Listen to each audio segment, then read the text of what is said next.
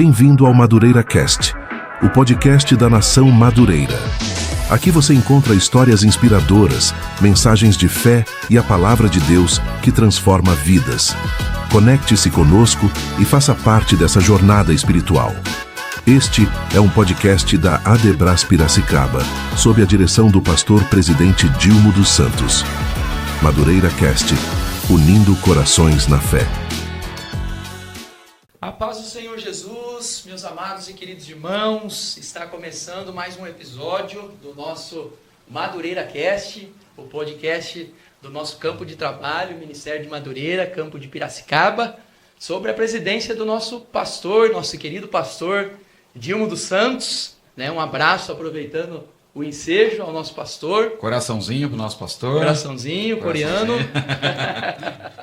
E nós temos aqui conosco, como sempre, esse grande amigo, irmão em Cristo, pastor João. Amém. Agradeço a oportunidade mais uma vez, de estarmos aqui. E eu creio que vai ser uma bênção hoje de novo, Como todas as vezes. Muito conhecimento, gente boa para conversar. E eu creio que vai fluir bastante. Acho que mais de 3 perguntas a gente consegue fazer hoje. Consegue. Hoje nós vamos bater o recorde. Jesus. Está conosco nossa irmã Maria, como sempre. Boa noite, pessoal. É uma honra estar aqui novamente com vocês. Tenho certeza que esse podcast vai ser uma bênção, até porque nunca ninguém aqui teve uma crise, né? Acho que nunca ninguém enfrentou isso aqui. Imagina. Hoje eu não tive nenhuma ainda. Essa meia hora eu não tive.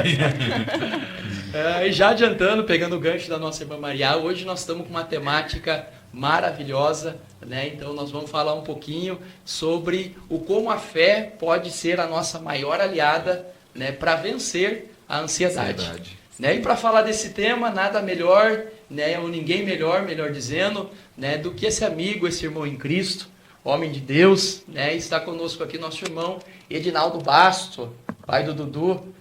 Naldo, seja muito bem-vindo. Tenho certeza que vai ser uma noite de muita edificação para a nossa vida aí, o bate-papo que nós vamos ter, e nós vamos poder levar um conteúdo de qualidade aí para os nossos ouvintes. Obrigado pelo convite, já agradeço da recepção, do carinho com que vocês me receberam aqui. Trago lá de Limeira um abraço do meu pastor, da minha igreja do Evangelho Quadrangular em Limeira, o pastor Antônio Eduardo lá e o pastor Ciro.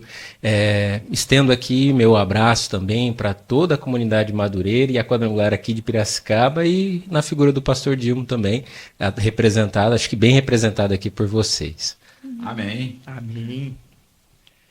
E fala aí, Naldinho, vamos falar um pouquinho de você antes da gente começar na temática, Esse tema, acho que é um tema tão relevante para os nossos dias atuais, A gente tem ele como a doença do século, que é a ansiedade, mas na verdade é uma temática que a Bíblia já fala muito, Mas antes disso, antes da gente entrar propriamente dito no tema, queria conhecer um pouquinho, fala um pouquinho de você, da tua história, como que você chegou a trabalhar nessa área de atuação, que é a psicologia, Conta um pouquinho da tua história pra gente e depois nós vamos te bombardear de perguntas aí, pode se preparar.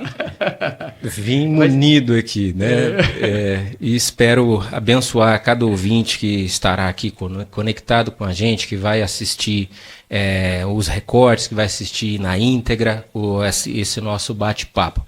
Bom, primeiro, o que me habilita a estar falando aqui junto com vocês, Primeiro, quando a gente fala de ansiedade e como a fé pode ajudar, ser uma ferramenta para o cristão para combater a ansiedade, primeiro eu preciso me colocar nesse lugar como cristão conhecedor da palavra, também um teólogo e estudante da palavra de Deus.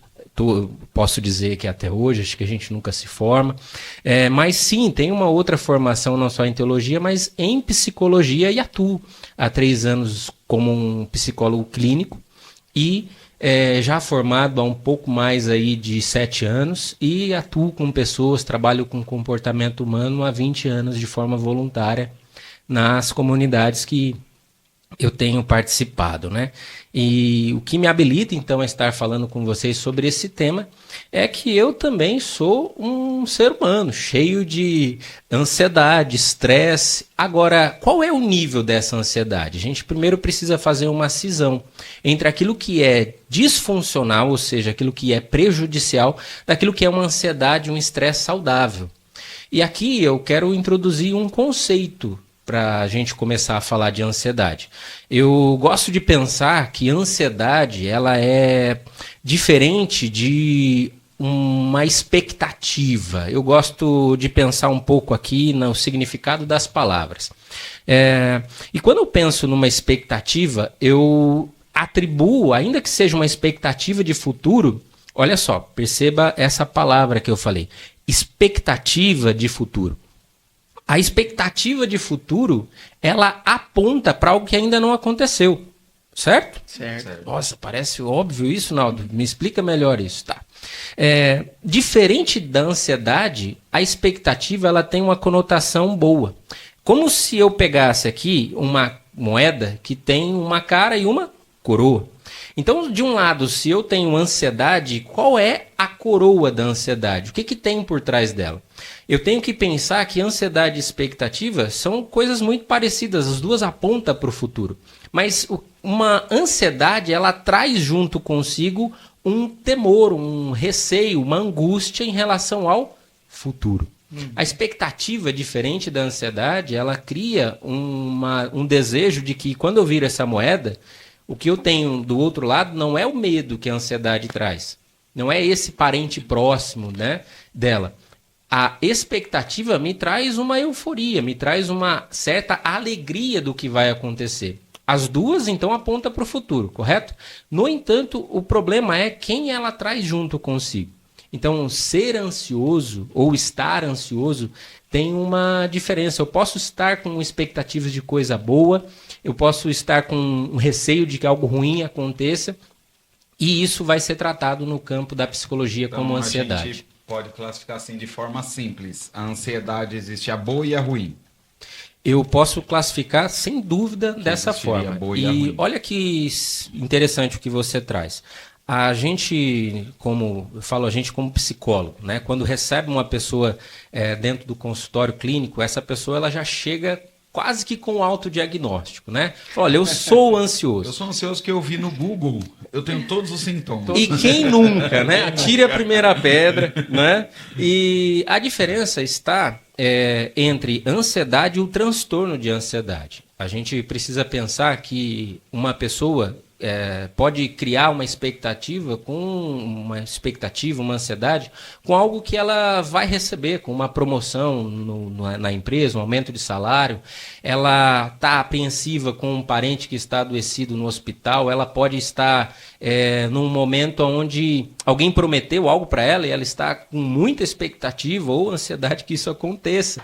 No entanto, uma pessoa que ela está exposta por muito tempo e com algumas outras características que a gente vai comentar aqui, associada a essa angústia de futuro, vou repetir essa palavra, angústia de futuro, ela com certeza, por muito tempo, ela está desenvolvendo um transtorno de ansiedade. Os transtornos de ansiedade podem ser classificados aí com um monte de siglas, né, que eu vou explicar aqui para vocês. Transtorno de ansiedade generalizada, que é a famosa TAG. Transtorno de estresse pós-traumático, TEPT, que também está ligado à ansiedade. A pessoa pode ter uma compulsividade ligada a um TOC, que é o transtorno obsessivo compulsivo. Eles estão classificados dentro do DSM-5, que é o diagnóstico, o manual diagnóstico de saúde mental da psiquiatria e da psicologia, como uma classificação de transtornos de ansiedade. E é interessante essa ótica, Naldo, da ansiedade e da expectativa, porque apesar de elas terem origens parecidas, elas geram ações totalmente diferentes, né? Por exemplo, a ansiedade, ela pode gerar em mim um sentimento de estagnação, né? Ou ela pode me travar para que eu não me desenvolva em certa área ou em certas, vamos dizer, funções da minha vida. Agora, a expectativa gera um sentimento pode gerar um sentimento exatamente ao contrário, né? Ou seja, trazendo aquela expectativa no futuro de eu poder me planejar, de eu poder buscar, né, esse conhecimento, ou seja, eu me movo para frente, enquanto a ansiedade me prende ou me move para trás. Né? Não sei se essa seria uma analogia perfeita nessas duas óticas, né? Deixa eu virar a chave aqui para o modo teólogo aqui, não psicólogo. Vocês me permitem? Claro, claro. E, aliás, nós vamos fazer muito mix hoje, né? Do secular com a fé, né? A ansiedade ela só existe por uma incerteza em relação ao futuro. Ou seja, quando eu falo para você que a ansiedade tem a ver com angústia de futuro, é a incerteza do que vai acontecer. Tudo bem? A gente precisa pensar nos excessos. A expectativa em excesso ela pode gerar uma frustração na mesma proporção. A ansiedade em excesso ela pode gerar uma crise de ansiedade, e se ela tiver uma conotação de fobia, de medo, uma crise de pânico. Então a gente precisa pensar no seguinte: aonde surge a ansiedade? É a incerteza em relação ao futuro. Se eu tenho convicção do eterno, eu não tenho preocupação com o futuro. Deixa eu repetir. Se eu tenho certeza, clareza do fim, por que eu estou preocupado com o que vem amanhã? Então, olha lá, parece que se a gente fala assim, né? Não, poxa, mas eu vou... Gostei desse gancho. O psicólogo falando que a ansiedade é falta de fé. Não, calma, não me interprete dessa forma. Olha só. Se eu tenho certeza do final, eu não me preocupo com o que vai acontecer, porque o final já foi me contado. Então, quando eu projeto fé em relação às minhas emoções, eu preciso falar de tempo. E olha só, se ansiedade é angústia de futuro, Daniel, depressão é angústia de passado. Certo? Certo. Ou seja, quando um pensamento me prende no passado, arrependimento, remorso, culpa, falta de ressignificação desse passado, eu fico preso a uma dívida, fico preso a uma pessoa que me deveu, uma pessoa que me fez mal. As emoções que vão surgindo desse passado, elas vão me angustiando. Eu posso dar diferentes nomes, mas eu vou resumir aqui para simplificar isso como angústia. Tudo bem? Angústia de futuro, ansiedade, angústia de passado, depressão. E angústia de presente? Procrastinação. Opa! E aí a gente começa a pensar que o procrastinador, e é essa palavra, se eu entrar nesse foco aqui, a gente teria que fazer um podcast só sobre esse assunto, mas só para a gente colocar as emoções e as angústias na linha do tempo, ou seja, passado, presente e futuro. Se eu falo de presente, só para eu concluir esse assunto da procrastinação não é preguiça. Preguiça é vontade de não fazer nada. A procrastinação é a vontade de não fazer o que precisa enquanto eu faço outra coisa que não precisa. Então, procrastinar. Eu preciso ler um livro. E aí eu sou seduzido por estar nas redes sociais. Eu estou fazendo alguma outra coisa. Pode não ser tão produtivo quanto aquilo que eu me propunha a fazer. Eu preciso fazer um orçamento para o cliente, aí eu me pego fazendo uma limpeza do ambiente ou resolvendo uma tarefa doméstica porque me angustia ter que fazer aquele orçamento. E aí a gente vai para o infinito para os exemplos. Aquele ditado, não deixe para fazer amanhã o que você pode fazer depois de amanhã.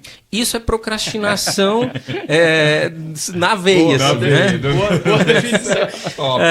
Então, assim, perceba que não é preguiça, é fazer. Você está fazendo algo, só que não está fazendo aquilo que te angustia. Aquilo que precisa ser feito, não tem ninguém para fazer, e aí você deixa para estudar para a prova nos últimos segundos, últimos minutos antes da prova, não é? Então, isso é procrastinar, porque existe uma angústia ali e você, a sua mente, quer te afastar desse nível de angústia.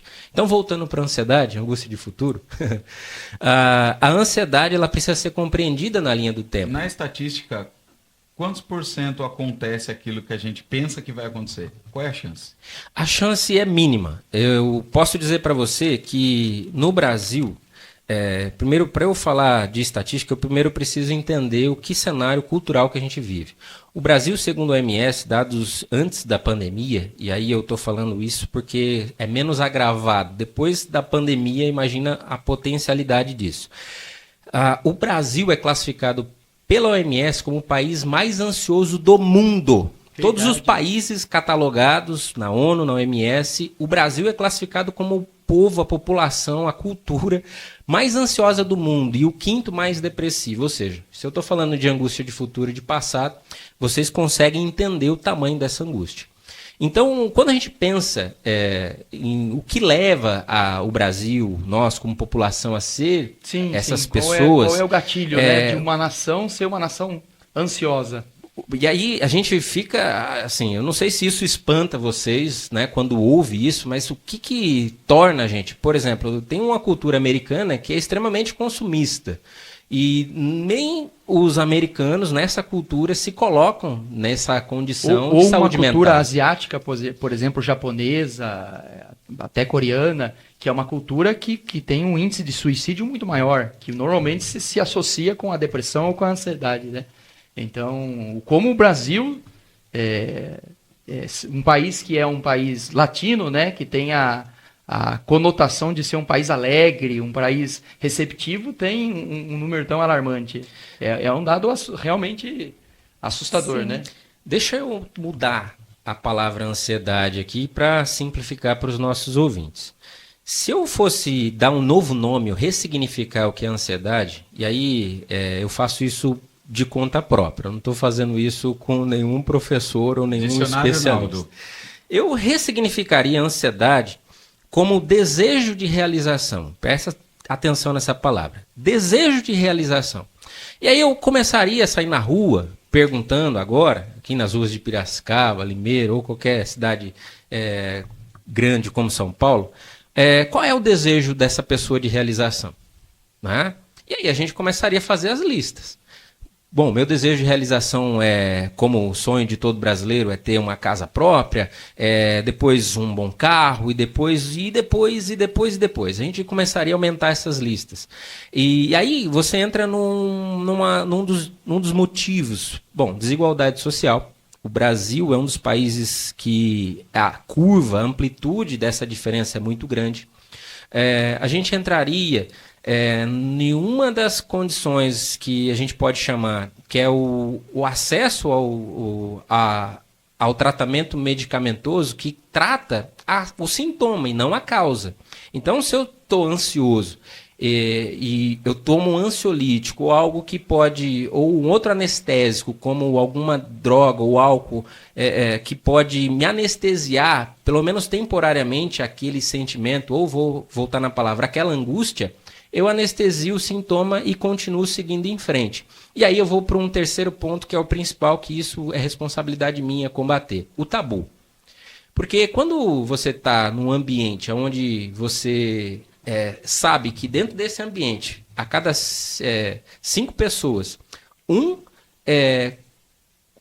se salva desse quadro mais crônico de ansiedade e os outros 4 não, a gente teria que estar falando sobre como cada um está tratando isso. Nessa sala aqui, então, só tem um que não tem nenhum nível de ansiedade. Parabéns, estatisticamente... Eu acho que é o pastor João. Viu? Parabéns, pastor Daniel. Ou seja, eu já me incluí fora dessa lista. Todo mundo. Olha, e aí a gente pensa assim, puxa, voltamos na ansiedade saudável. Ansiedade saudável, ninguém que é ansioso quer deixar de ser ansioso. Eu falo isso no meu consultório, a princípio o paciente assusta assim, não, eu vim aqui para ser tratado. Como que é? Ninguém que é ansioso quer deixar de ser ansioso.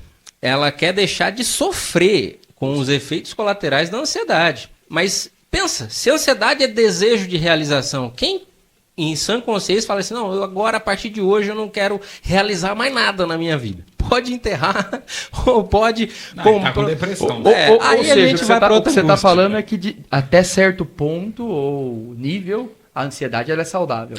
Com certeza, Daniel. E aí a gente precisa de uma resposta de ansiedade para alguns cenários até de sobrevivência. Presta atenção. Por que a ansiedade hoje é tão disfuncional? Por que a gente está falando em um alto nível de diagnóstico? Por que a gente está falando em alto nível de consumo de ansiolíticos? Porque o ser humano ele foi desenvolvido ao longo de séculos. E o que antes a gente chamava... a gente poderia dar outro nome para a ansiedade. Por exemplo, no contexto onde... o povo de Deus sai do Egito e eles se deparam com a incerteza em relação ao futuro, lembra? Foi essa forma que nós definimos a ansiedade? O que acontece com esse povo? eles começam a entrar num ciclo o quê? De murmuração. Eles começam a se queixar, é melhor voltar para onde eu estava, porque lá estava melhor, lá pelo menos eu tinha cebola para comer, aqui nem isso eu tenho. Moisés, você trouxe a gente para morrer aqui, não tinha caixão suficiente, não tinha cova suficiente no Egito.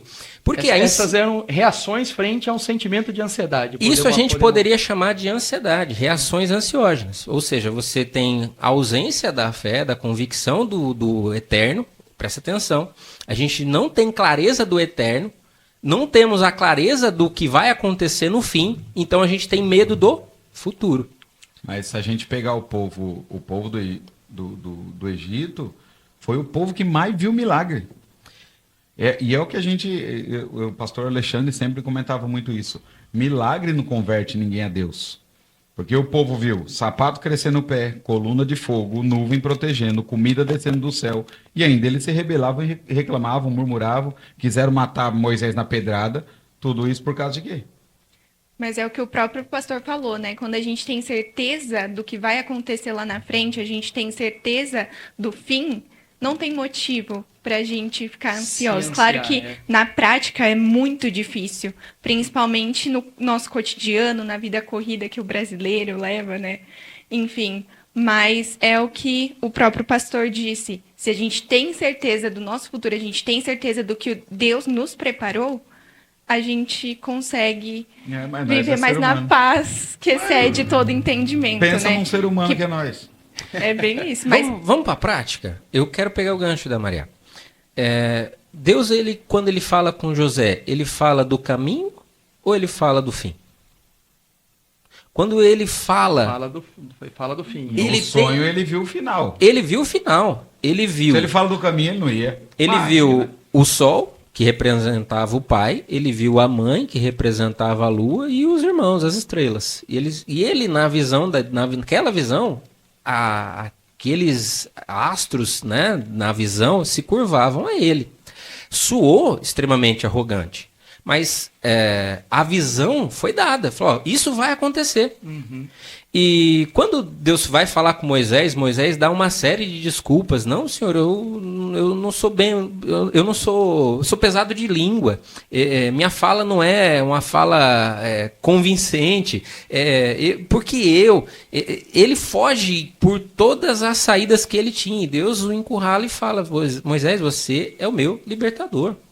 Então, quando a gente tem convicção do que é o fim, a gente não muda a visão da angústia de futuro. Por quê?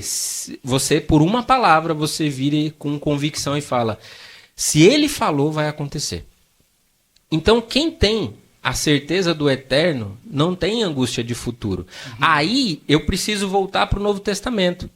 Aqueles homens como Pedro, Tiago, João, aqueles discípulos, depois de ouvirem o mestre pregando por 3 anos e meio, vendo milagres, vendo todo tipo de experiência com o Senhor, Jesus é crucificado, morto. Ali as pessoas aqueles discípulos, por exemplo, Pedro voltou para a profissão antiga de pescador, porque acabou o plano futuro. O futuro que... A expectativa dele em relação ao plano futuro. A expectativa que ele cria. Ou seja, a expectativa se torna na mesma proporção que a expectativa vem a frustração. E ele também agravado pelo fato dele ter negado o Senhor 3 vezes. Judas o trai, por quê? Porque aquela expectativa de futuro de Judas, que seria um governante, que entraria nos palácios imperiais dos Césares e passaria a governar, e agora quem governa é o povo judeu e não mais os Césares de Roma. Aquilo decepcionou ele, porque quando ele tem clareza de que esse não é o futuro é o Senhor reinando não no trono de César, mas nos corações dos homens, aquilo traz uma expectativa frustrada ao ponto dele vender e trair o próprio mestre. Então, até o Atos, no capítulo 1, no versículo 7, ali, eles ainda, um pouco antes do versículo 8, eles estão interpelando, perguntando para o Senhor, Senhor, e quando restaurarás o reino a Israel? E aí o Senhor dá uma resposta, olha, não convém vocês saberem épocas, ou seja, olha só, tempo. Não fiquem preocupados com o tempo, quando isso vai acontecer. Porque nesse momento, agora, vocês receberão virtude, poder do Espírito Santo, para ser testemunhas. E essa palavra testemunhas, no original grego, tem a ver com mártir. Ou seja, testemunhar, ou seja, alguém que se torna testemunha é alguém que é capaz de morrer no momento presente por aquilo que ele viu. Por aquilo que ele acredita. Por aquilo que ele acredita, por aquilo que, como João fala, por aquilo que os olhos dele viu e porque as mãos apalparam o verbo da vida. Então a pregação daqueles homens era como se Jesus fosse voltar no dia seguinte. A convicção, e essa convicção precisava, essa certeza de futuro precisava acontecer com eles. Porque se não acontecesse, o evangelho não seria difundido em toda a terra. A palavra fala que o evangelho foi pregado naquela geração, em todo alcance, em toda a terra possível de se alcançar, foi alcançado o evangelho. Se eles não tivessem essa convicção de que Jesus poderia voltar a qualquer momento, de que ele poderia, eles estariam com o Senhor e para eles viver era Cristo, morrer era lucro, como Paulo fala, talvez eles se comportariam como nós hoje em relação à fé e ansiedade. Imagina a mensagem de Pedro, né? Logo após, continuando Atos ali, na primeira mensagem dele, 3 mil pessoas. Almas. O que será que ele pregou que foi tão convincente? Né? É o poder de Deus. Eu vou pegar esse gancho, sem a gente fugir do tema. Ali, a única vez que aparece uma palavra que tem um cunho emocional. A Bíblia fala que no capítulo 2 ali, depois da pregação, acontece no dia de Pentecostes, eles ficam cheios do Espírito Santo, começam a falar em outras línguas, conforme o Espírito lhes concedia. E então Pedro se levanta naquela intrepidez, ousadia, com aquela pregação potente. E antes daqueles homens, você vai ver que eles fazem uma pergunta.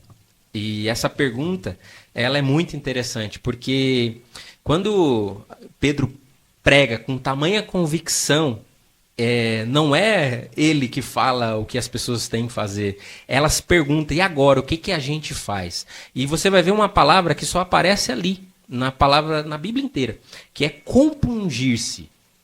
Essa palavra de compungir, o texto diz assim, enquanto Pedro pregava, compungiu-se os corações deles. Essa palavra ela tem a mesma ponte com aquele momento, é uma palavra chamada catanusso. Ela aparece ali, nesse formato, e ela aparece só num outro momento, lá na crucificação, quando um soldado flecha o coração de Jesus, ou o lado dele, e sai água e sangue. A proporção que a palavra dá para aquela pregação é da mesma maneira que que o mestre, que o Senhor foi flechado o coração deles, as minhas palavras aqui, ousadamente, estão flechando a alma, o coração de vocês. E eles se entristecem de uma maneira que eles perguntam, e agora? Ai de nós, o que a gente pode fazer? E Pedro fala, arrependei-vos e sede batizados. A carta aos Hebreus, né, capítulo 4, verso 12, que a palavra do Senhor é como espada, né? De 2 gumes que corta por dentro e por fora. Eu acho que foi exatamente esse, como uma ferramenta bem afiada que acertou, né, o alvo. Ela, né, que corta de um jeito deles. Que um psicólogo não consegue cortar, exato. Daniel. De um jeito que é capaz de dividir entre alma e espírito. Não é? Nenhum psicólogo é capaz de fazer isso. Ela consegue cortar juntas e medulas, não é? Separar juntas e medulas, que um médico teria dificuldade em fazer isso. E principalmente pensamentos de intenção do coração. Uhum. E que é algo só a onisciência de Deus pode conhecer, né? O pensamento humano, certo? Nem Satanás tem esse poder, né? A Bíblia diz que ele anda ao derredor buscando a quem possa tragar, ou seja, ele não conhece o nosso futuro. Esse é o poder a onisciência de Deus, ela é incrível. Uhum. E aí, voltando no gancho que você mencionou, Naldo, de nós entendendo os atributos de Deus, ou seja, a onipotência, a onipresença, a onisciência de Deus, devemos descansar no Senhor, né? eu trazia a minha memória quando você dizia isso, a palavra que Paulo disse aos Filipenses, quando ele faz uma lista de coisas que ele já passou na vida dele, ele vai dizer, ó, sei estar abatido, sei ser exaltado, sei viver em fartura, sei viver, né, ter fome. E aí ele vai fazer uma lista de dificuldades ou de coisas que acompanham a vida humana e o cotidiano humano, e no fim ele vai ter uma conclusão. Mas em todas essas coisas nós somos mais que vencedores. Né? Então eu vejo um homem ali olhando para, independente do teu momento, ele em nenhum momento causando no coração dele nenhum sentimento a não ser a firme confiança de que, independente de qualquer coisa, Deus estava no controle de tudo e de que o nosso final é certo. Aí eu trago também, tem um versículo em Salmo 37, no verso 37, que eu gosto muito, que ele vai dizer assim, ó, nota o homem bom e observa bem o que é reto, porque o fim dele será de paz. Ou seja, cara, se você conhece o Deus que você serve, né, se você sabe o teu posicionamento no reino, o teu final já é um final conhecido. Né? Como aquele conto de fada, que você sabe que o final vai ser, né, a mocinha vai ter um final feliz e vai embora com o teu... Em Filipenses 4:6, não andem ansiosos por coisa alguma, mas em tudo, per orações, súplicas e com ação de graças, apresente seu pedido a Deus. E aí vem na sua visão. Por que ele fala? Não ande ansiosos, tenha ação e súplica, e apresente seu pedido a Deus. Se a gente for... agora eu vou fazer a ponte do teólogo para o psicólogo, mas se a gente for aprofundando na palavra, a gente vai entender o seguinte, que, se eu não estou enganado, o apóstolo Pedro vai trazer de que nós temos que lançar sobre ele toda a nossa ansiedade, porque Isso. ele tem cuidado de nós. No livro de Pedro. E aí a gente precisa pensar assim, poxa, então uma pessoa que está ansiosa é automaticamente, olha só o pensamento reducionista nosso. A psicologia vai chamar isso ou a filosofia vai chamar isso de pensamento causalista. É o pensamento de causa e efeito. Ou seja, eu estou com dor de cabeça, toma um remédio. Eu estou passando mal, deita de bruço. Né? É aquela resposta tão automática assim que a gente... você está gripado, também você fica tomando friagem à noite, dorme sem camisa. Né? Muito de mãe isso, né? Mas nós, não só reduzindo isso ao pensamento de mãe, mas qual de nós que não temos esse tipo de pensamento causalista? Porque se eu estivesse falando de ansiedade com um psiquiatra, um médico, ele tentaria entender a fisiologia humana, ou seja, o corpo, certo? Então ele... Está te faltando algum hormônio, algum nutriente? Ele iria te pedir uma bateria de exames e ver qual que está fora do range aceitável, da área, do nível aceitável, e ele ia repor com algum tratamento medicamentoso, certo? Que também pode acontecer. Ok.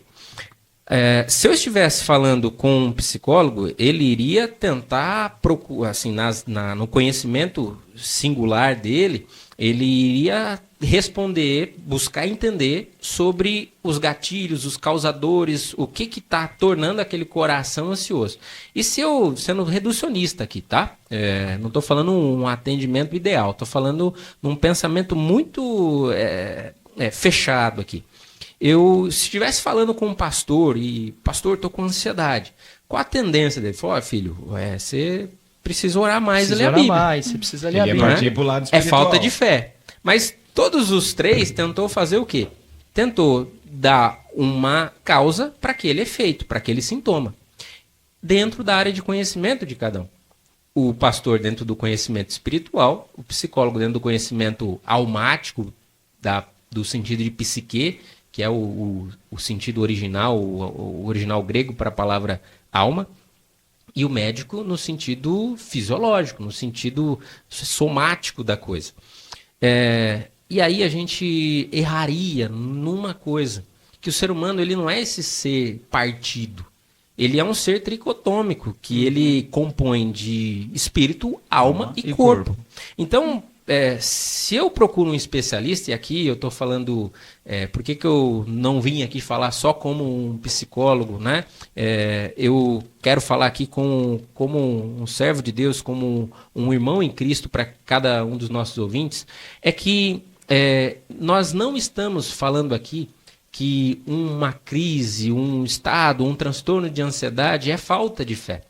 Porque aí eu teria que pegar Elias e tirar ele da Bíblia. Porque o que acontece depois que ele vence ali aquela batalha em nome do Senhor contra os profetas de Baal e de repente Jezabel desfere uma palavra de morte contra a vida dele e ele foge? O que acontece dentro da fisiologia daquele homem é o que a psiquiatria vai chamar de estado de alerta. Quando dispara dentro do sistema, eu não quero falar palavras complexas, mas só para quem gosta de entender e é curioso, mas dentro do sistema hormonal, sistema límbico, uma resposta do sistema simpático, que é o acelerador do corpo. E ali começa a disparar... Como se fosse um dispositivo de sobrevivência do corpo. Exato. E aí eu preciso pensar, Daniel, quando que esse sistema foi desenvolvido? Porque se aquela resposta de sobrevivência, eu vou morrer, eu preciso fazer alguma coisa. Se ele só tem convicção, não, o futuro meu está garantido, e aí ele não faz nada porque ele está cheio de fé, na selva o leão come. E aí a gente precisa pensar que essa resposta de ansiedade dentro da fisiologia humana é hormonal. A ansiedade é um disparo de um mecanismo de sobrevivência que ou ele foge ou ele luta. A diferença aqui é que o corpo humano, falando hormonalmente falando, ele te prepara para as duas condições. Não tem, para fuga é essa dosagem hormonal e para luta é essa dosagem. Não, é a mesma. A diferença... Então, o que faz a diferença é a reação que você tem frente a isso. E essa reação, Daniel, ela é de milissegundos. Uhum. Ela é um fragmento de tempo, ela é instintiva. Quer conhecer alguém? Conheça ela no caos. Porque aqui, conversando com ela, é muito fácil. Aqui é até bonito. Eu ouço depois meus podcasts lá, que eu sou convidado, e falo assim, rapaz, queria ser atendido por aquele psicólogo. Mas tem dias que... Não, o psicólogo precisa de psicólogo. E por isso que eu faço terapia já há 3 anos, já toda sexta-feira, 10 horas da manhã, é o meu horário. Por quê? Porque psicólogo precisa de psicólogo. É a maior compreensão. Eu fiz um assim como o médico voltar a fazer também. Porque... Assim como o médico precisa de médico. Olha, Daniel, pastor precisa de oração. O senhor falando isso, eu lembrei de uma situação. Uma vez eu estava discutindo com a esposa, escrevendo no WhatsApp, escrevendo. Aí eu cansei de escrever, estava dirigindo, ia começar a dirigir. Eu peguei e gravei um áudio e mandei. Depois eu escutei o meu áudio, eu alterado. Falei, como eu sou um cavalo. Rapaz do céu. Muito ignorante. Essas horas deu tempo para apagar ainda. Ela tá em casa falando, fala Deus. Não, mas deu tempo para apagar. Mas eu vi o quanto eu era grosso, o modo que eu estava falando com ela. E instintivamente a gente não percebe, né? Porque no caos, você é puro instinto. E a resposta que você dá... O teu lado racional, vamos dizer, é colocado de lado, né? E o teu lado intuitivo, instintivo, ele se aflora, certo? Tem uma ervilhinha assim, desse tamanho no cérebro, que ela é chamada pelos neurocientistas de amígdala. E quando essa situação de caos, imagina lá, você é americano, 11 de setembro, você olha para cima, tem um avião atravessando as paredes daquele prédio. Qual é a resposta? Você fica parado, olhando, observando? Tem pessoas que entram, esse sistema, ele dá 3 tipos de resposta. No inglês é chamado de fight, flight ou freeze. O fight é lute, que a gente já falou dele. O flight é voe, saia correndo, dê no pé. Ou freeze, congelamento. Você pega muitas pessoas observando muitos vídeos de pessoas extremamente atônitas, catatônicas, travadas, paradas ali sem ter reação, tamanha a tragédia. Isso pode acontecer conosco também, dependendo do nível. Se a gente não está preparado, é como se desse um bug de sistema. Sequestro emocional. E a gente chama não só de sequestro emocional, mas tecnicamente sequestro da amígdala, que é essas emoções, que é a sede das emoções. Então, no caos, é provável que eu tenha um sequestro da amígdala, a minha reação seja completamente emocional e não racional, como você falou. Mas isso é possível treinar, certo? Esse fluir das emoções. Esse treino é você se expondo a isso, você vai aprendendo a administrar. Por exemplo, pegando um gancho nessa questão do treino, né? O que a gente tem que trabalhar esse tipo de emoção, né?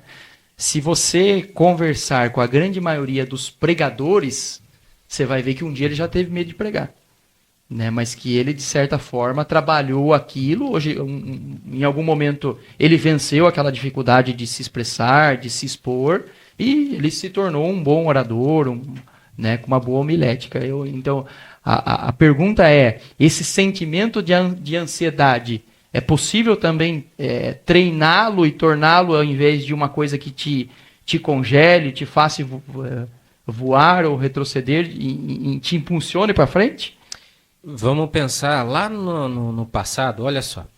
Eu vou até introduzir uma palavra aqui, porque nem sempre a ansiedade se chamou ansiedade, né? Hoje a gente chama de ansiedade porque dentro da evolução científica, da medicina, da psicologia, nós entendemos e classificamos dessa maneira. Mas no século passado, por exemplo, a ansiedade era chamada de neurose. Então a pessoa está neurótica, né? Era essa classificação, muito em função de um médico famoso na psicanálise chamado Freud, Sigmund Freud. Então, para ele, a classificação como esse comportamento era neurose. Se a gente voltando bem rápido, né, para o período dos gregos lá, é interessante que tinha um deus na mitologia grega e na cultura grega que era o deus Pan. Não sei se vocês já ouviram falar desse termo, desse deus, mas ele, um deus de letra minúscula, mas ele era responsável, ele protegia o rebanho daqueles agricultores, daqueles lavradores, daqueles homens fazendeiros. E quando eles cuidavam daqueles animais, imagina, pastor de um rebanho, ele estava sujeito a ataques de outros animais. Eu lembro lá, né, no livro de Samuel, quando Davi fala que ele vence, protegendo o rebanho do pai, ele vence na força do Senhor um urso, um leão, né, e era uma espécie de treinamento para aquilo que ele viria a enfrentar. Então, olha só, fica com isso aí.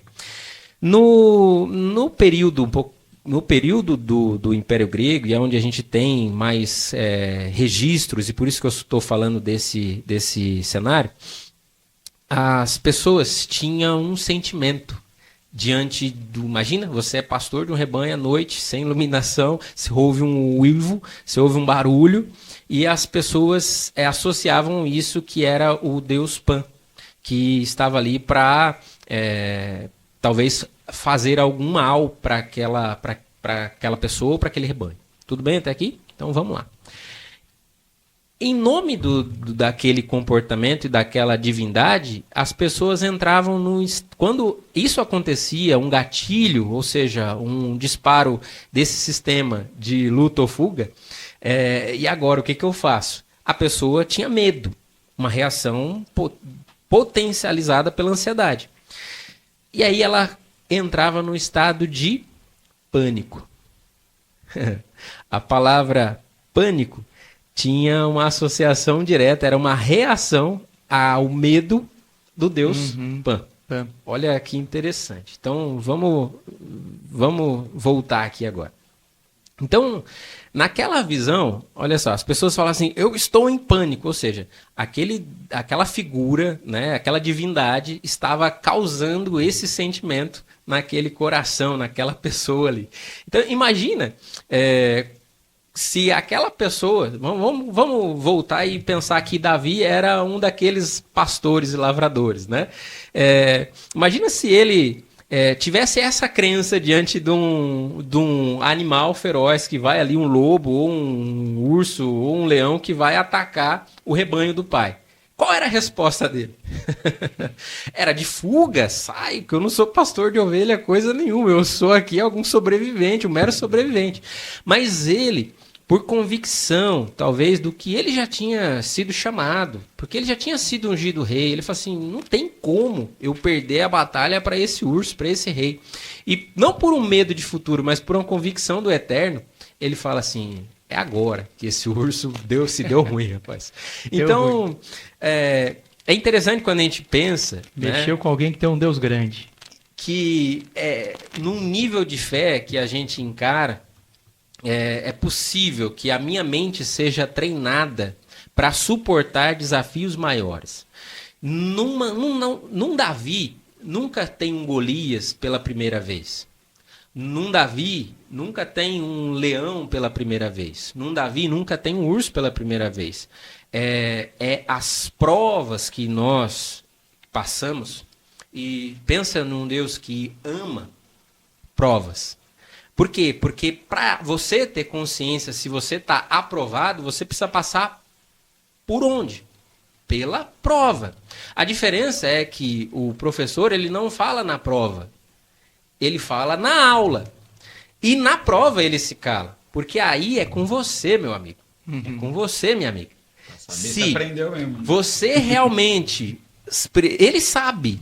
Ele conhece a sua identidade. Ele sabe quem é você. E a cada nível que você entra na intimidade com ele, na confiança nele, ele revela um nível da sua identidade. Então, quando eu tenho uma relação íntima com ele, eu vou ser provado. Por quê? Porque eu preciso ter a convicção se eu sou capaz de enfrentar Golias. E como que eu sei se eu sou capaz de enfrentar Golias?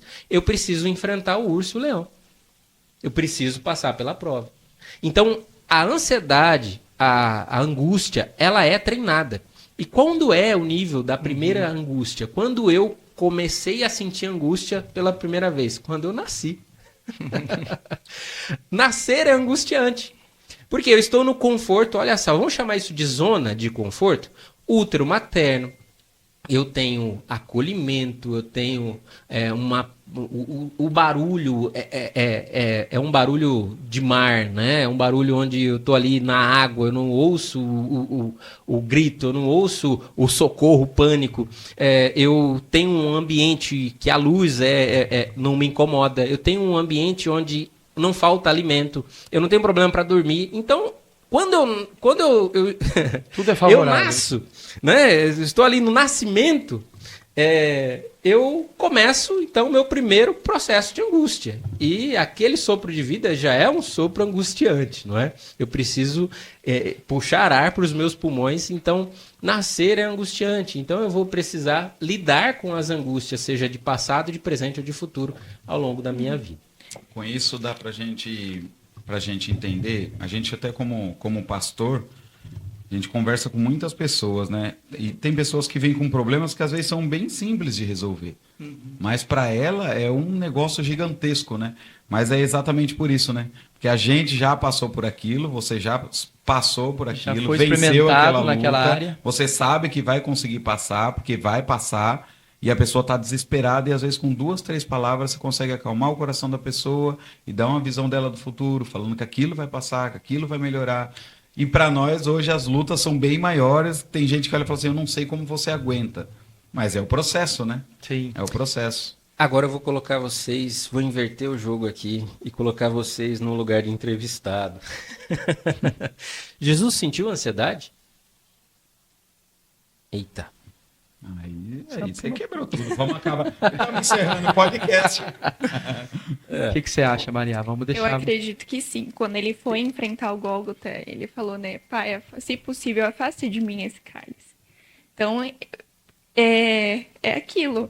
Ele ia entregar a vida dele, ia ter um resultado no fim, como o Senhor disse, só que muitas vezes na hora da angústia a gente não consegue enxergar tudo que aquilo vai causar. Né? Mas Jesus era Deus, ele sabia o que ia acontecer depois. Ele sabia, mas na prática, mesmo assim, ele também era homem. Então ele sentia os sentimentos que a gente sentia. Polêmica, mas ele era Deus. Polêmica no podcast. O meu entendimento é que assim como ele teve fome, né, nesse momento expressando a tua natureza 100% homem, ele também sentiu ansiedade no Getsemane, quando ele ora ao Pai e fala: Pai, se for possível, afasta de mim esse cálice. Ou seja, eu sei que é a tua vontade, mas se o Senhor me permitir me colocar a minha, né, se o Senhor puder, né, me dá uma ajuda aí. Então, acho que talvez você tenha mais estudos para falar sobre isso, né, mas dizem quando a Bíblia expressa que ele, né, verteu gotas de sangue através dos poros, segundo a ciência diz que isso é possível quando o corpo ele entra num sofrimento tão extremo de que os poros se dilatam ao ponto das veias, né, começarem as microveias que nós temos na nossa superfície da pele sangrar. Não sei se você já estudou sobre isso ou conhece alguma coisa sobre isso. Mas eu entendo que tamanho era o sofrimento dele emocional naquele momento. Humildemente eu quero trazer uma visão aqui que ela, sem trazer aqui uma teologia determinista, né? Mas eu queria trazer talvez uma outra visão, e o que o Daniel falou é um gancho, e que a Maria trouxe, é um gancho muito assertivo aqui da parte de vocês. Olha só, esse fenômeno na medicina se chama hematidrose. Você está me ouvindo aqui, se quiser anotar essa palavra para você pesquisar depois. Esse fenômeno é muito raro. E por que ele é raro? A gente está falando de uma resposta desse sistema límbico através do nervo simpático, do nervo vago, essa resposta do sistema simpático, que a resposta fisiológica é a seguinte, presta atenção, ó. O organismo ele começa a entrar nesse estado de alerta, ou seja, luta ou fuga. Num cenário caótico, o congelamento, o freeze. Jesus, naquele momento ali, naquele final de semana, naquele dia seguinte, ele iria para a cruz. Ele iria ser julgado. E aquele conflito do eterno, porque ele como 100% Deus, mas também 100% homem, entrou num conflito. E que conflito era esse? O conflito da finitude. Eu posso morrer. Como é morrer? É o maior nível de angústia, o maior medo, o maior nível de angústia de um ser humano. Ou seja, por que eu sinto ansiedade? Por que eu tenho medo? A raiz, se a gente fosse fazer colocar uma ferramenta de encontrar a causa primária de todos os medos, é o medo da morte. E ali, naquele momento, ele estava enfrentando esse cenário. E a gente começa a pensar, tem uma faculdade no México, com uma universidade que um dos professores trouxe uma visão diferente, né? Como seria um diagnóstico, o obituário ali, a certidão de óbito de Jesus, né? E ele traz uma visão muito interessante que eu quero trazer pelo menos uma pincelada aqui para vocês. Naquele lugar, no lugar da angústia, ele fala algo que eu não seria capaz de ouvir do meu mestre. Ele está com insônia. E eu acho que se você que está me ouvindo, que é ansioso, acho que você já teve problemas para dormir. E ele acorda no meio da madrugada, depois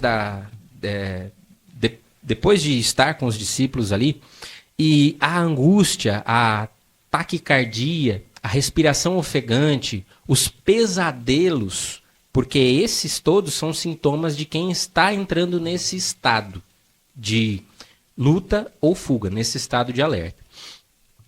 Ele fala algo, ele acorda 3 amigos, eu posso chamar de amigo e não de discípulos, Pedro, Tiago e João. Eram os mais próximos. Uhum. E para esses caras, não para os outros, mas para esses, me perdoe pelo cara, mas para esses caras, ele fala algo que é estarrecedor para mim. Ele fala assim: a minha alma, a minha psique, está profundamente angustiada ao ponto de morte.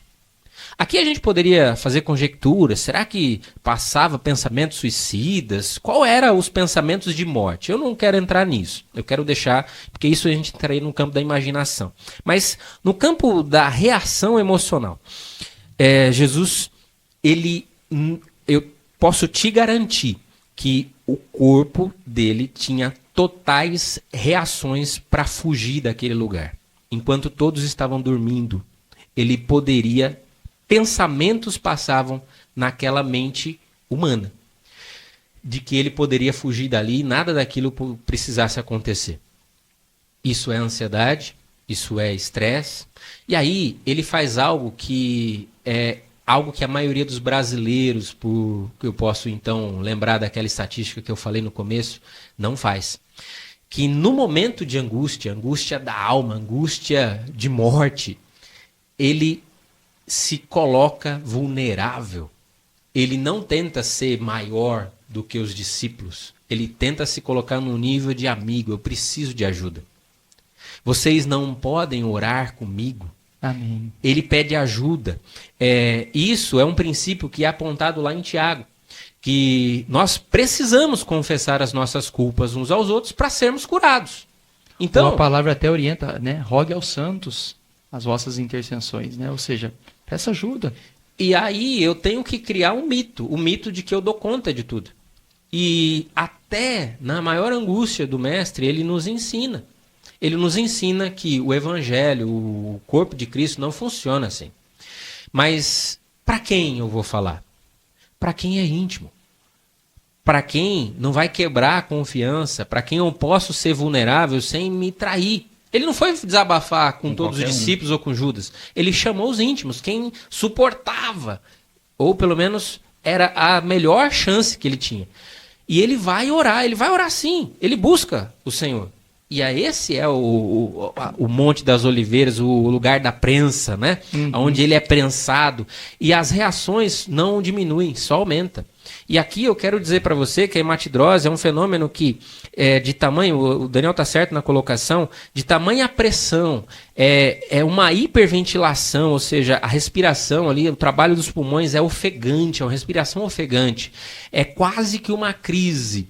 E essa pessoa, ela começa a ventilar áreas que são respostas, então começa a acontecer o quê? Ela leva mais oxigênio pro cérebro, para ter no lobo pré-frontal maior capacidade de decisão.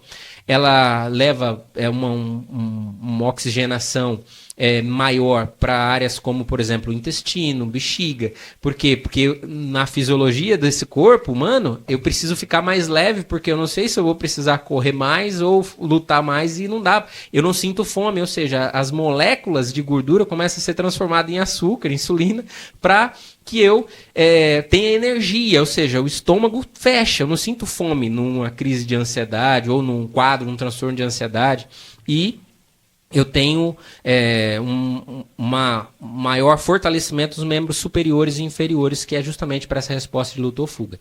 Jesus estava sentindo tudo aquilo naquele momento. E por ele não ter uma resposta de correr, que seria o natural para nós, ou sair comum, quebrando tudo, derrubando, enfrentando, o corpo dele entra quase que num colapso. E por que eu falo quase? Porque o que é comum antes de acontecer essa sudorese ou hematidrose, que é suar gotas de sangue, onde os poros se abrem e as veias se encontram os poros ao ponto de elas, como se fossem mangueiras fechadas e de tamanha pressão, elas ficarem tão fininhas que o sangue passa por elas. O que é comum é uma pessoa ter infarto, ou seja, um acidente no sistema cardíaco ou no cerebral. E aí é mais comum a gente ver que a gente chama de derrame, não é? Ou um AVC. E se isso não acontecesse, né, com frequência com alguém, você teria muito mais comum pessoas tendo hematidrose, suando gotas de sangue. O que acontece é que o coração não aguenta ou o cérebro daquela pessoa não aguenta. Como Jesus... Ele não podia? Tinha uma missão. Ele teve essa experiência que é o maior nível de angústia que um corpo humano pode sofrer. Então, Maravilhoso. E aí maravilhoso. entra Deus. E para suportar isso, detalhe, Deus fala com ele. Nós como ser humano não suportaria. Eu pergunto, Deus fala com ele naquele momento? Não. Quietinho. Porque o professor não fala na prova. Quietinho. Ele foi preparado para aquele dia. Quando Os discípulos dormiu ainda. é muito louco, o Augusto Cury, um médico psiquiatra e psicanalista, traz isso com muita propriedade, muito mais do que eu, é claro. Eu sou um caro leitor dele. Ele vai trazer que naquele momento a visão de futuro dele, da cruz, a visão de Deus, a visão divina dele, o lado divino dele, enxergava a cruz, a forma como ele ia morrer. O lado humano entrava em colapso com o que ia acontecer nas seguintes horas. Então ele vai para a oração, sim, mas não sem antes pedir ajuda e ser vulnerável com as pessoas que ele tinha ao redor. Um pastor faz um excelente trabalho de um psicólogo nessa hora.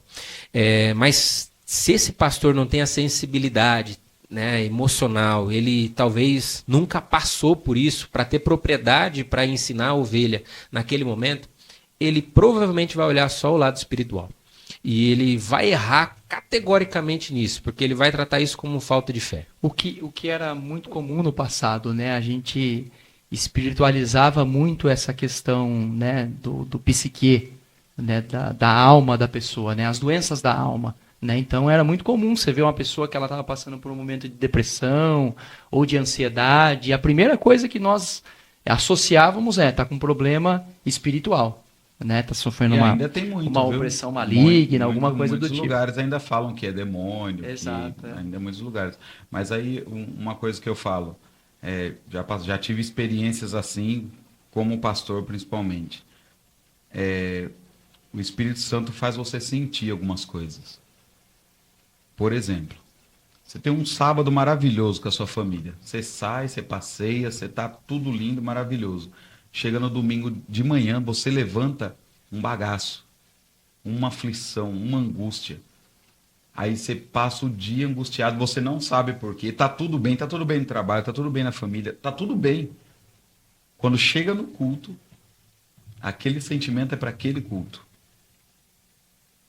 É inexplicável. E aí o culto termina, você só agradece a Deus. Fala assim, Deus, obrigado por pôr esse sentimento em mim para entender o que a sua igreja precisa. Amém. Muitas das vezes em mensagens, muitas das vezes em atendimento, a nossa alma precisa sofrer para entender o outro. Para ser empático com a igreja naquele momento, né? Não tem explicação. Amém. É o Espírito Santo. O maior dos psicólogos.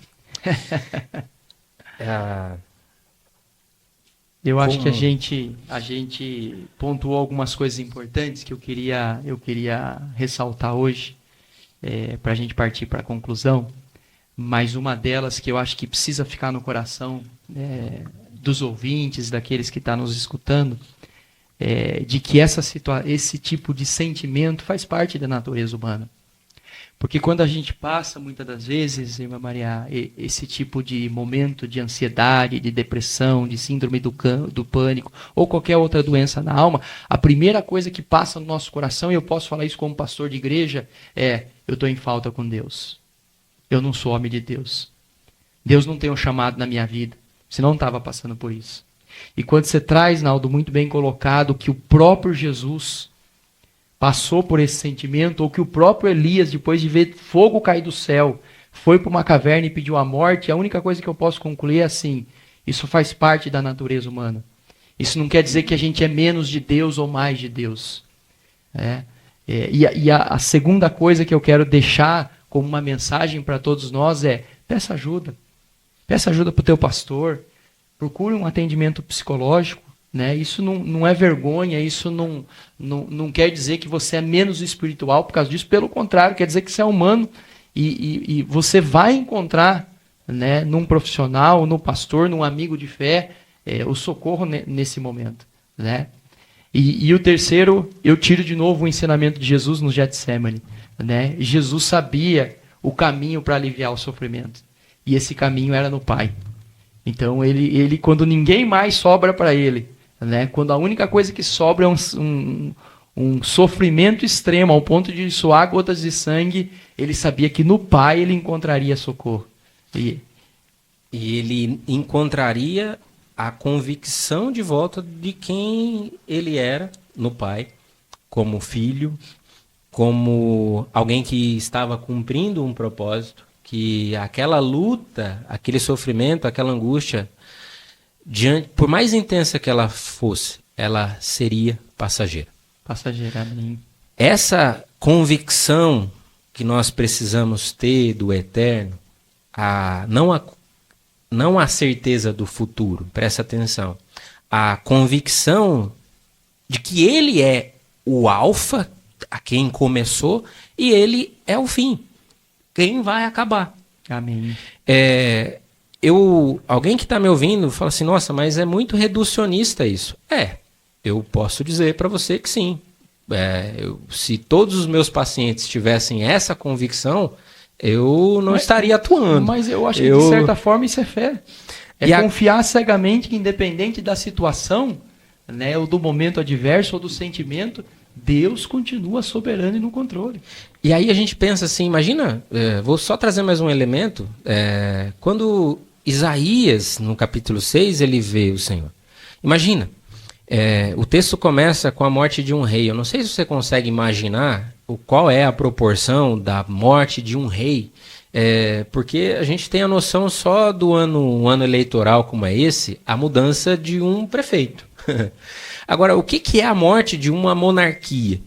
Qual é o povo estava sem referência. O caos em cima disso? Eu falei há pouco que se você quiser conhecer uma pessoa, conheça ela no caos.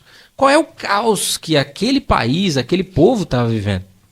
E aí, de repente, naquele caos, Isaías no templo vê o Senhor. Ele tem uma visão do céu, os céus abertos. E não tinha caos no céu.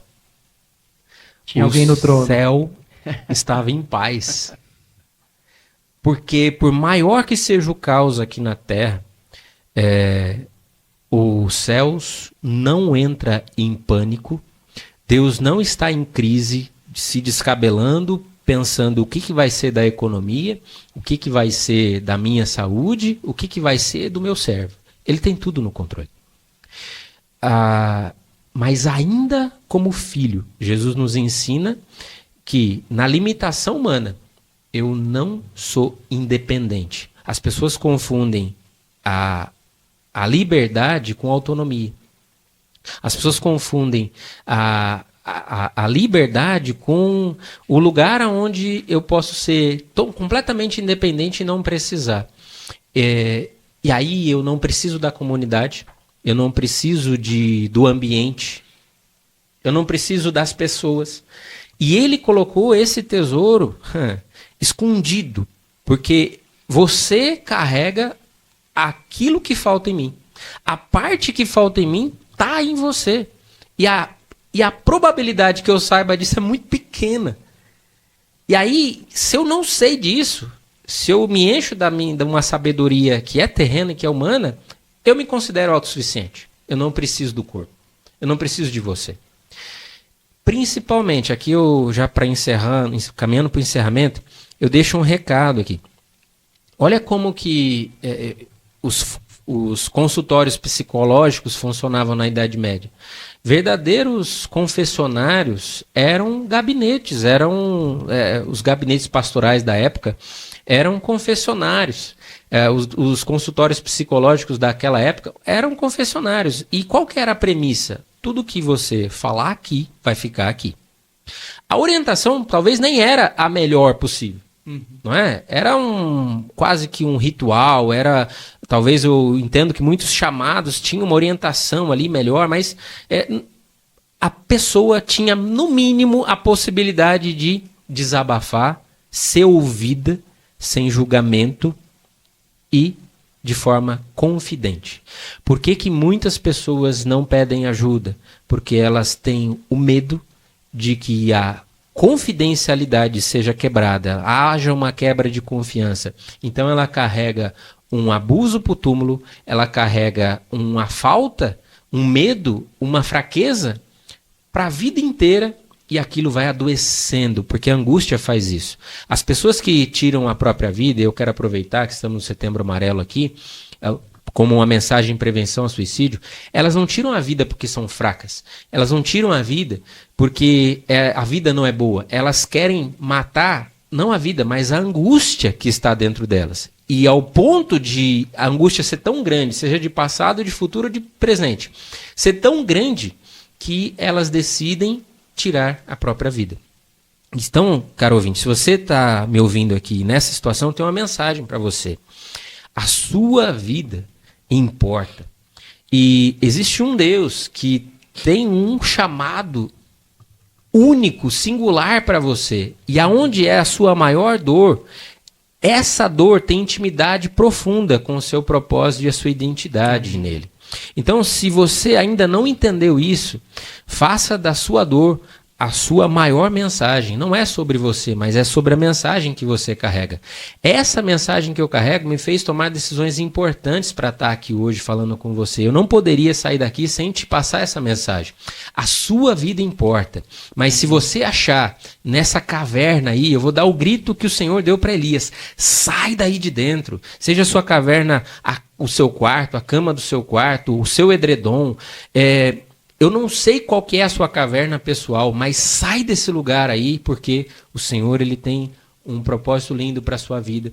Peça ajuda de familiares, peça ajuda de um profissional, peça ajuda de um pastor, de um homem de Deus, de uma mulher de Deus, que você sabe que a sua confiança, aquela confidencialidade não será quebrada.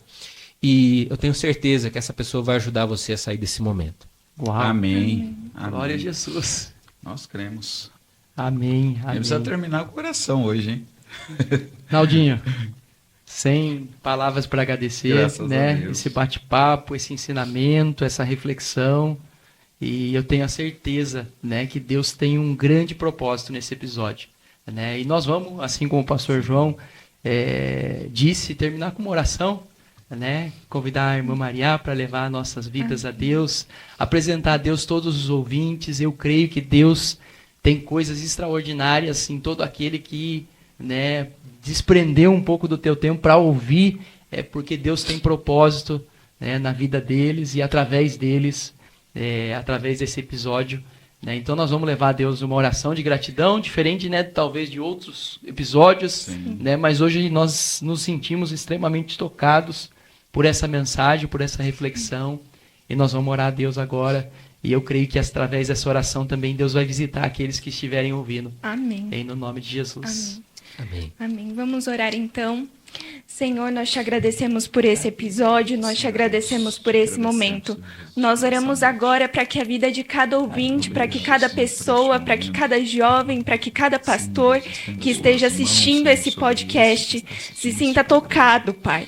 Que cada pessoa que esteja assistindo esse episódio tenha a vida transformada e venha lançar sobre o Senhor toda a ansiedade, toda a angústia, todo medo de futuro. Que nós venhamos sair daqui crendo e acreditando que nós somos filhos de um Deus que cuida de todas as coisas, que tem o poder sobre todas as coisas. Então, Pai, que nós venhamos depositar sobre o Senhor todos os nossos sentimentos, que nós venhamos saber que nós não passamos de pó e que nós somos filhos de um Deus que toma as nossas vidas por completo e cuida de tudo. Por isso nós te agradecemos por esse momento, em nome de Jesus. Amém. Inclusive eu oro para que cada jovem que assistiu esse podcast se sinta tocado, se sinta abençoado e se sinta curado nessa noite. Amém. Glória a Jesus. Amém. Deus abençoe. Naldinho, só gratidão, que Deus continue te usando. Né? Posso pedir para... Claro, sinta-se à vontade. Para você que quiser me acompanhar nas redes sociais, eu queria deixar meu Instagram aqui, que é o @NaldoBastos Psi, PSI, de psicólogo. Naldo Bastos Psi. Eu tenho certeza que para você que quer saber mais, para você que quer conteúdos que te orientem, que te ajudem, eu tenho certeza que você vai ser abençoado através da minha vida, daquilo que Deus colocou e confiou na minha vida. Glória a Deus. Amém. Amém. Pastor João, Não tem nem o que falar, pai. só gratidão. Eu dormi aqui no estúdio do Cláudio. Claudião, Deus abençoe. Estevão, Deus abençoe. tamo junto. Deus abençoe a Nosso todos. pastor, Pastor, né? presidente. Deus nosso abençoe pastor. grandemente. Amamos Deus a tua abençoe, vida. pastor Dilmo. Deus abençoe pela oportunidade. A todos nós. Amém.